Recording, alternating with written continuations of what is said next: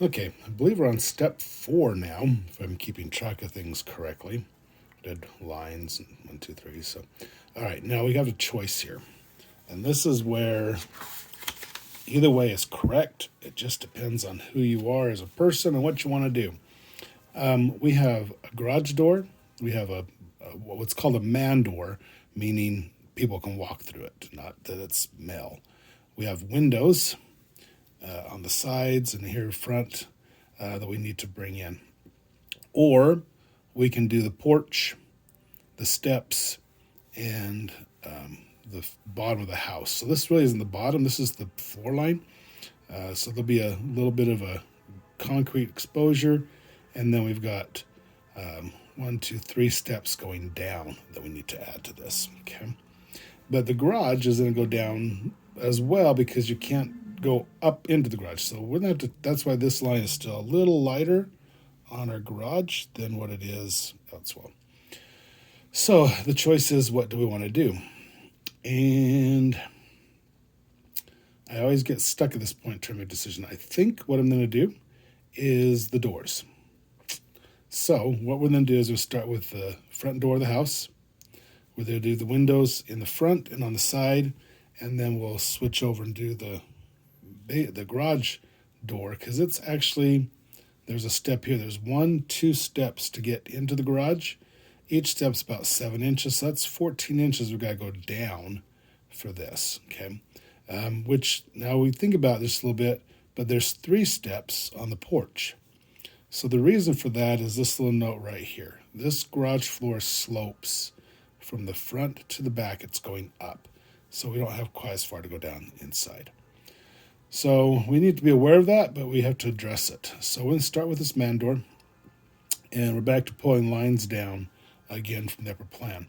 Now, a lot of times if you've got a really complicated building, you might switch colors. We're going to just, again, bring lines down and get things kind of set up to begin with, okay? So let me move this out of the road.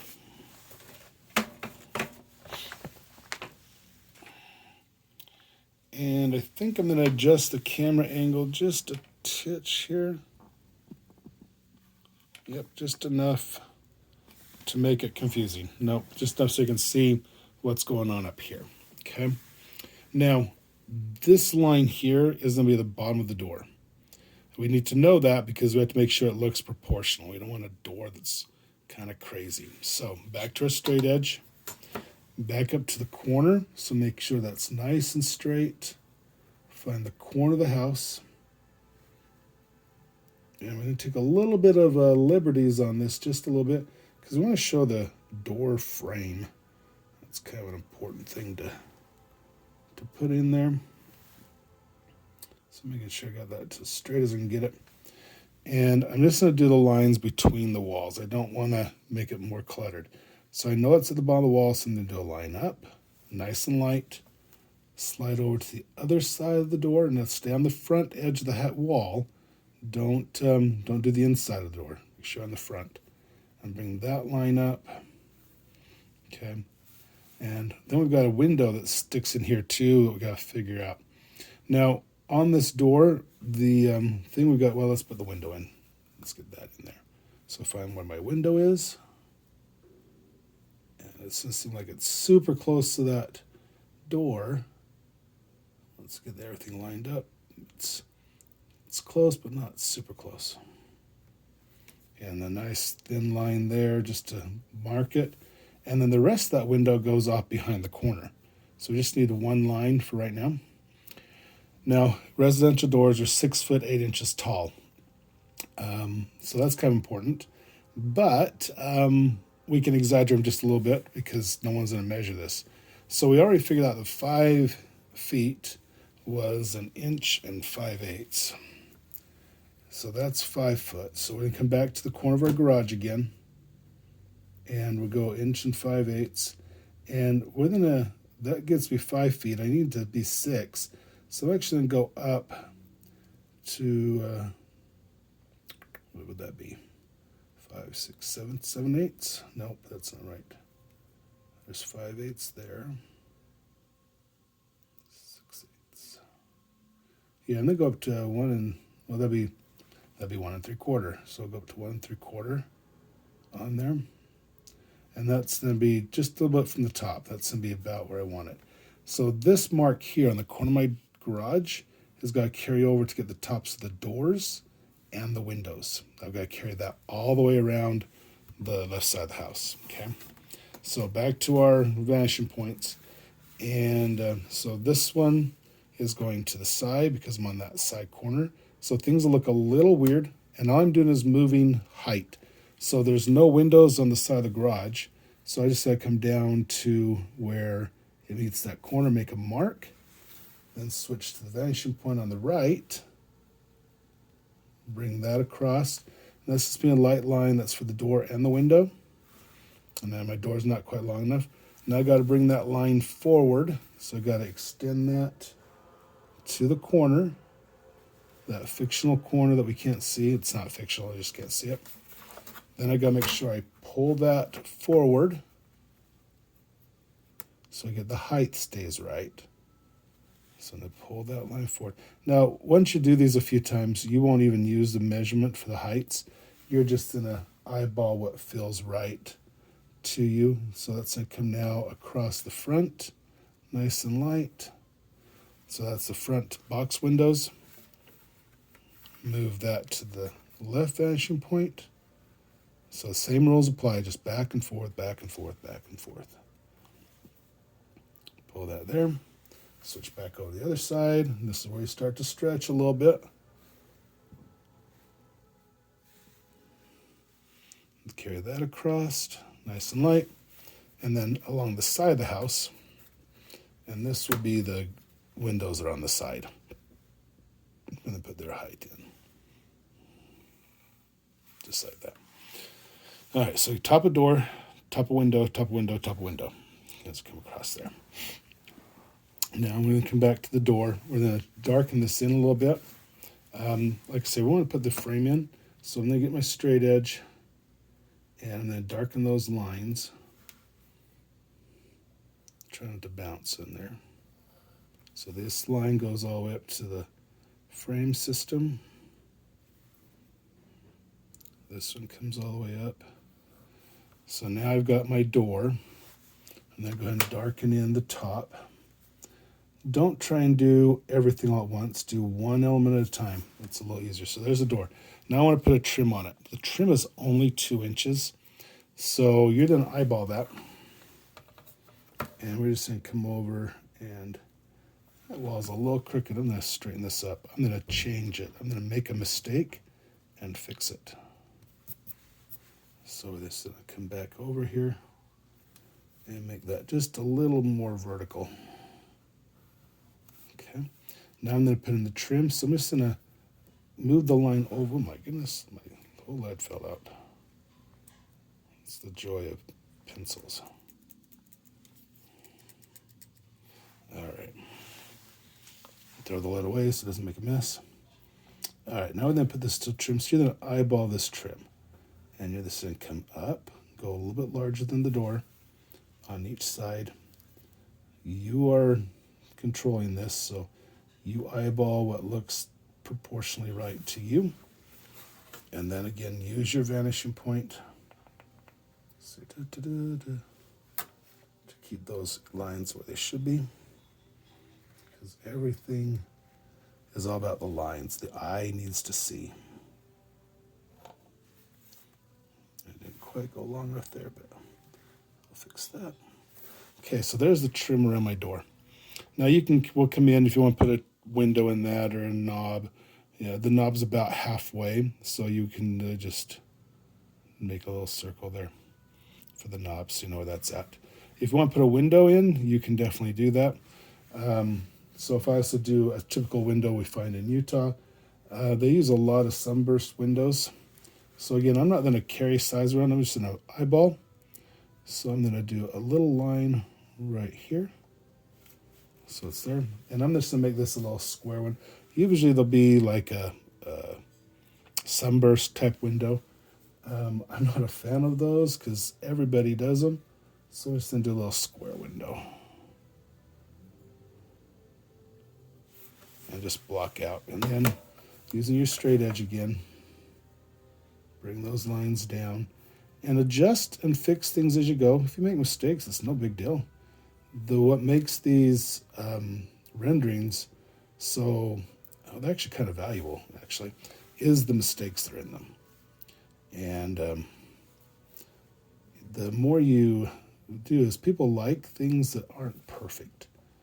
Being around perfect things really kind of bothers people. So I'm just doubling the lines a little bit just to show that there's some kind of a trim on that door window. And again, it doesn't have to be super perfect because when you get to the coloring stage, you'll adjust things a little bit anyway. Because you always change your minds. These are never really meant to be done. They're always a work of study. They're to see what potential we have.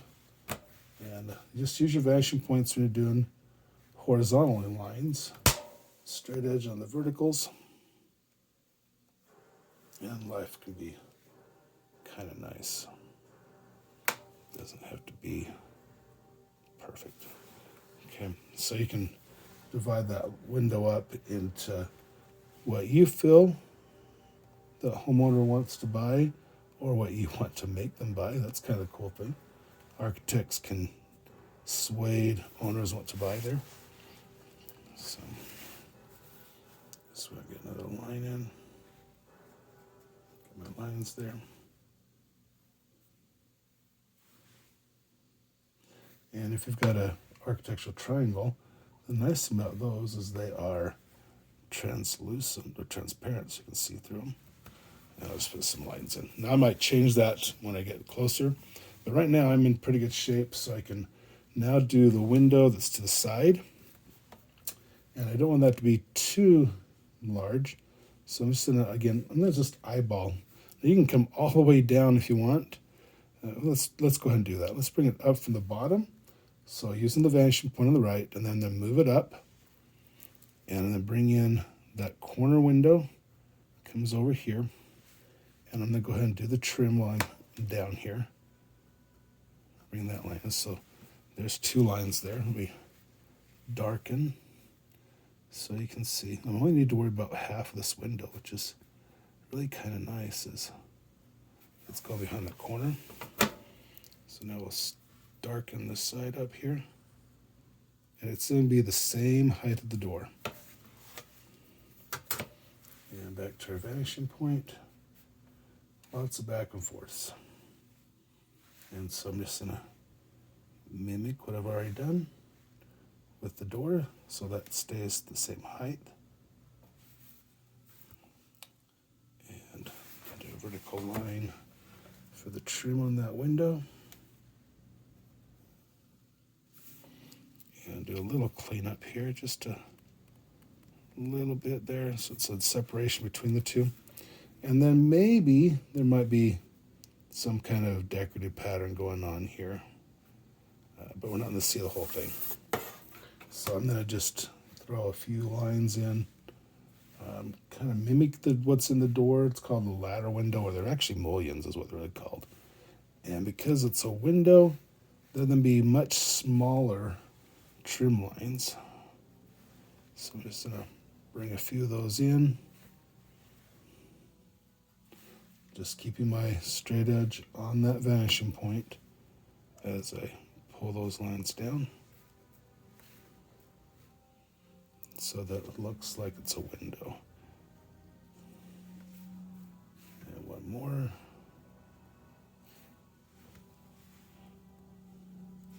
And now there goes my side window. Okay, so 3 more windows to go.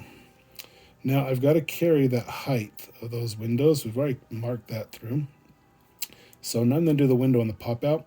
That one will not go all the way down as low as the side window. It's going to be a little higher. That way you can put a chair or something there without it, sun bleaching. So we're going to find the corners of the window and project those down with a nice light line again. Nice straight line if I can do that. There we go. Okay, so as the line comes down here, slide over to the other side. Line comes down here. Okay, So there, well, I think I might have missed. Nope, I didn't. Yep, that dang foreshortening, it can throw curveballs at you if you're not careful. Just do one more line there. Yeah, kind of missed it. Okay, so it should be narrower on this side than this side, but not super. Now, there's the top. Now I need to choose the bottom. So vanishing point line, and I want that to come up from the bottom. I'm going to come up about maybe where the bottom of the doorknob is, and bring that line in. So there's that window. If you want to go a little lower, you're welcome to do that. The base, you don't want to go all the way down to the floor. Okay. And now we're just going to take and put the framework on that window. So we have a frame, trim, if you will. Now, one thing you can do if you want to be able to see things pretty good, if you take your straight edge and use the bottom at the same vanishing point, it still will work the same way. So I've been going over the top on all this, but if I come here, then I can still see what I'm drawing and see where that trim goes. If I put my hand out of the way, that would be better. So then I can come in, do the line on the bottom of the straight edge, and that will work as well. Okay, then go back to vertical and bring the sides.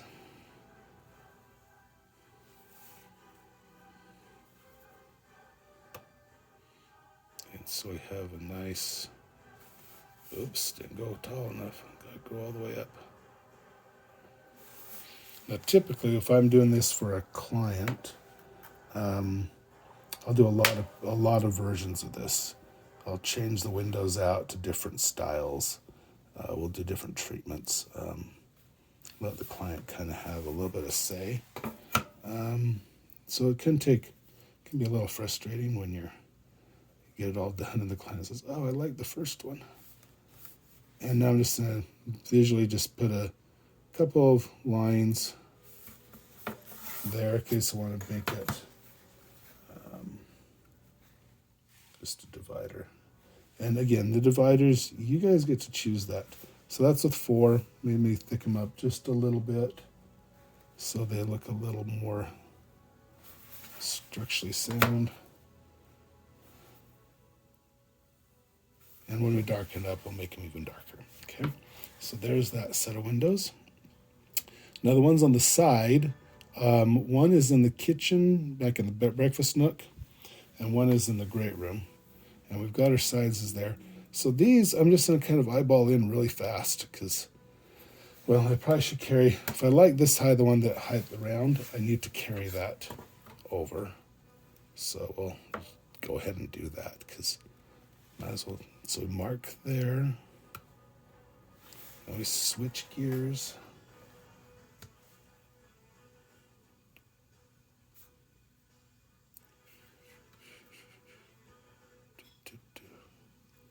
Let's see that. So, did that backwards, didn't I? Silly me. I got to start on the right, bring that depth there, then to the left, always right, then left, right, left, right, left, and then here, and then back to the right, and that carries over to here, and then back to the left. And this gets a little weird because that goes way back in depth. All right, now I got to pull windows down. So pull the one from the great room first, and it's kind of far back there. There's a lot of space there for furnishings. You know, got to have a place for your couch. And so we put a line there. Slide up to the next side. Very narrow lines. Go to the next window. It's back there even further. Way back there. Starting to sound like Bob Ross. Maybe that's part of the drawing process is soft tones and creating happy little spaces. In this case, it's a place for the people to live, not the squirrels. And line this one up. So there's the 2 windows on the side. And again, the same thing we've been doing. We're going to take and put our trim in so you can see how fancy this house is. I go to the bottom of here and bring that down so I can line that up. Very narrow in that far window, just enough for a pencil. And then we go back to vertical lines.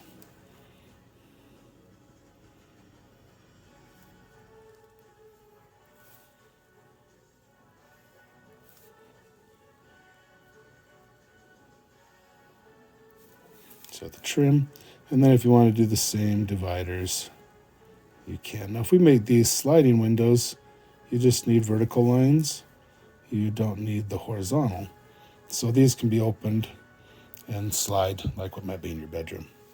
All right, that gets us to that point. That'd be step 4 is doors and windows. Garage would be step 5.